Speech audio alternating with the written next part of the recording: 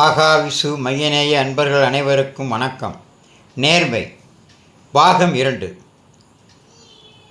தெரு ஓரத்தில் அனாதையாக கிடந்த தோல்பையை அந்த வாலிபர் திறந்து பார்த்தார். திறந்து பார்த்தபோது குப்பென்று வியர்த்து கொட்டியது. அந்த தோல்பையில் கட்டுக்கட்டாக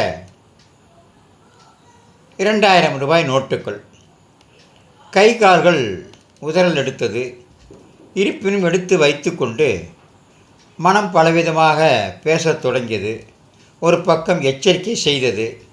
அருகில் உள்ள காவல் நிலையத்தில் ஒப்படைத்து விடலாம் என்ற எண்ணம் தோன்றியது. ஆனாலும் கட்ட வேண்டிய கடன்களும் குடும்ப செலவுகளும் கண்முன்னே நின்று பயமுறுத்தியது. வீடு வந்து சேரும் வரை மனசத்தங்கள் ஏராளம். உடல் முழுவதும் வியர்வை ஊறியது.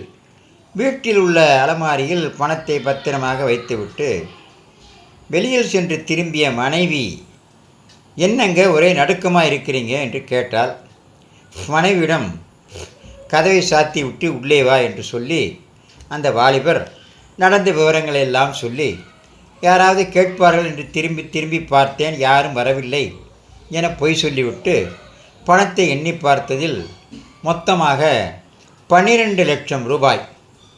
உடனே மனைவியிடம், சில மாதங்கள் நமக்கு வேலை கிடைக்கும் வரை கவலை இல்லை, நம் செலவுக்கு இது போதும் என்றார். மனைவி அமைதியாக இருந்தால், ஏதாவது பேசு என்று சொன்னார். இந்த பணம் நமக்கு வேண்டாங்க என்றாள் மனைவி. வள்ளி மனைவி பேரை சொல்லி கூப்பிட்டு, என்ன பேசுகிற நீ? இறைவனாக பார்த்து தான் நமக்கு துன்பங்கள் தீர வழிகாட்டியிருக்காரு. உங்கள் அல்ப புத்திக்கு இறைவன் மேலே பழி போடாதீங்க என்றால் மனைவி. எனக்கு இன்னும் வேலை கிடைக்கலை. கட்ட வேண்டிய கடன்களும் செலவுகளும் கழுத்தை நெரிக்க ஆரம்பித்து விட்டது. இப்படிப்பட்ட சூழ்நிலையில் இந்த பணம் நமக்கு எவ்வளவு உதவியாக இருக்கும், நினைத்துப்பார் என்று மனைவியிடம் திரும்ப திரும்ப சொன்னார். திரும்பவும் மனைவி சொன்னால், இன்னொருவர் பணத்தில் வாழ்வது தப்புங்க, அதுக்கு பதிலாக இருவருமே கஷ்டப்பட்டு சம்பாதிக்கலாம் என்று மனைவி சொன்னாள்.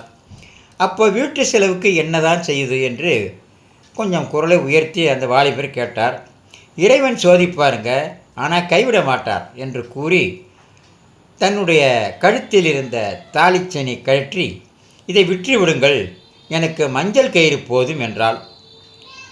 மனைவி செய்த காரியத்தை பார்த்து அந்த வாலிபன் அதிர்ந்து விட்டான். அடுத்தவர் பணத்தில் வயிறை நிரப்பிக் கொள்வதை விட இது எவ்வளவோ மேலுங்க. இந்த பணம் யாருக்கு சொந்தமோ அவரிடம் கொடுத்து விட்டுத்தான் நீங்கள் வீட்டில் நுழைய வேண்டும் என்று ஓடி கதவை சாத்தி கொண்டு அழ